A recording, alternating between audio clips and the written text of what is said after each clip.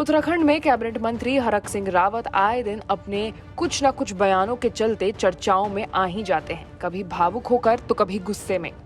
इस बार उनके एक बयान ने फिर से राजनीतिक चर्चे को जन्म दे दिया है। इस बार उन्होंने सत्ताधारी नेताओं को ही बेवकूफ और नालायक बता दिया है। भाजपा में सब कुछ ठीक नहीं चल रहा है। इससे पहले कि हम आपको बाकी की स्टोरी बताएं, उससे पहले जरूरी है कद्दावर मंत्री हरक सिंह रावत का मसूरी में ये दिया हुआ बयान, जो वाकई भाजपा के साथ साथ चाहे वो सरकार हो या फिर संगठन, दोनों को चौंका कर रख देगा और इसके साथ ही जो विपक्षी दल हैं उनको बोलने का और एक नई चर्चा करने का मौका दे देगा। जरा गौर से सुनिए और देखिए इस वीडियो में क्या कह रहे हैं हरक सिंह रावत। भाई बेजवार की आत्मा रोएगी, उन बलबीर सिंह की आत्मा रोएगी, उन सैकड़ों लोगों की आत्मा रोएगी जिन्होंने उत्तराखंड राज्य के लिए बलिदान दिया है। हम इन नायकों के हाथों में, इन बेवकूफों के हाथों में उत्तराखंड को सौंप दिया है। इसलिए मैं आज आपसे कहना चाहता हूं कि हमारी जिम्मेदारी, अगर हम सही मायने में उत्तराखंड के हितैषी हैं, सही मायने में उत्तराखंड के प्रेमी हैं, तो उन आत्माओं को रोने से रोकना होगा। अभी सिर्फ 3 दिन पहले उन्होंने कहा था कि उनका राजनीति से मोह भंग हो गया है, चुनाव नहीं लड़ना चाहते हैं वो। हरक सिंह ने यह भी कहा है कि वो अब राजनीति से बोर हो चुके हैं। हरक के ये तेवर जब भी नजर आते हैं तब उत्तराखंड की राजनीति में भूचाल आना तय माना जाता है।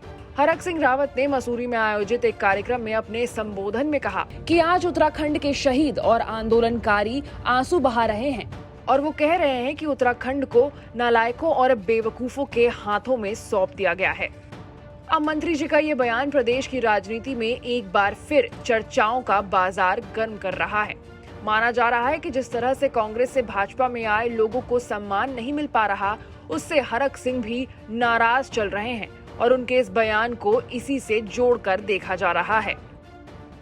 भाई बेजवार की आत्मा रोएगी, उन बलबीर सिंह की आत्मा रोएगी, उन सैकड़ों लोगों की आत्मा रोएगी जिन्होंने उत्तराखंड राज्य के लिए बलिदान दिया है। हम इन नायकों के हाथों में, इन बेवकूफों के हाथों में उत्तराखंड को सौंप दिया है।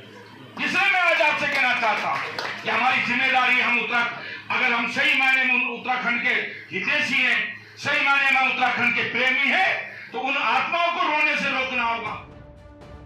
अभी हाल में ही पार्टी में अपने नाराजगी जाहिर कर चुके कैबिनेट मंत्री हरक सिंह ने कांग्रेस से भाजपा में लाए गए लोगों को सम्मान न मिलने पर नाराजगी खुलेआम जाहिर की थी और अमित शाह से भी मिलकर अपनी बात रखी थी।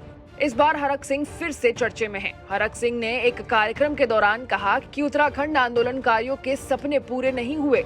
जब वो देखते होंगे तो सोचते होंगे कि किन नालायकों के हाथ में सत्ता सौंप दी गई है।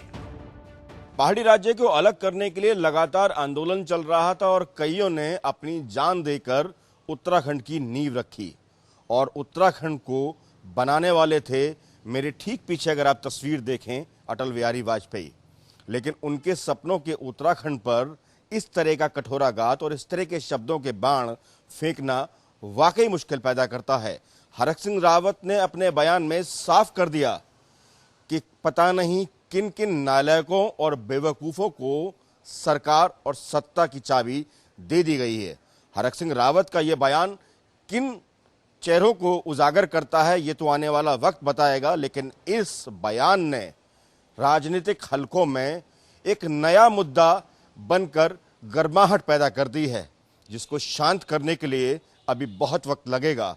मुश्किल यह है कि 2022 के विधानसभा चुनाव बिल्कुल सर पर हैं। ऐसे में ये बयान कहीं भाजपा के लिए एक नई मुश्किल न खड़ी कर दे। हरक सिंह रावत के बयान के बाद सरकार से लेकर भाजपा संगठन असहज महसूस कर रहा है और इस पर कुछ भी बोलने से बच रहा है। प्रदेश के मुखिया पुष्कर सिंह धामी ने तो इस बयान को लेकर जानकारी न रखने की ही बात कह दी। हरक सिंह रावत जी ने कल जो बयानबाजी करी है कि यहाँ के राज्यों को नेताओं को जो है चलाना नहीं आता, उसको लेकर क्या कहना? अब उन्होंने किस परिप्रेक्ष्य में कहा है वही ज़्यादा अच्छा बता पाएंगे। नहीं सर, आप क्या मानते हैं कि इस तरह से टिप्पणी करना कोई उचित है? अब वो देखिए, ऐसा है कि उन्होंने किस परिप्रेक्ष्य में कहा है, क्या कहा है, वो आप लोग उनसे मिलेंगे तो वो बताएंगे आपको क्या कहा है उन्होंने। भाजपा प्रदेश प्रभारी दुष्यंत गौतम ने हरक सिंह के बयान को लेकर कहा कि वो हमारे एक लाडले मंत्री हैं, उनके बयान को सीरियसली नहीं लेना चाहिए। हर घर में एक ऐसा बच्चा होता है जो अपनी बातों को इसी तरीके से सामने रखता है। दुष्यंत गौतम के इस बयान के भी कई मायने निकाले जा रहे हैं। का बयान कोई ऐसा नहीं है जिसको आप सीरियसली लो या मैं सीरियसली लूँ। वो हमारे लाडले विधायक हैं, मंत्री हैं, और हर घर में एक आध बच्चा होता है, अपनी बात कहने का उसका तरीका होता है। हरक सिंह रावत कांग्रेस से आए हुए उन लोगों में से हैं जिन्होंने भाजपा का दामन थामा था।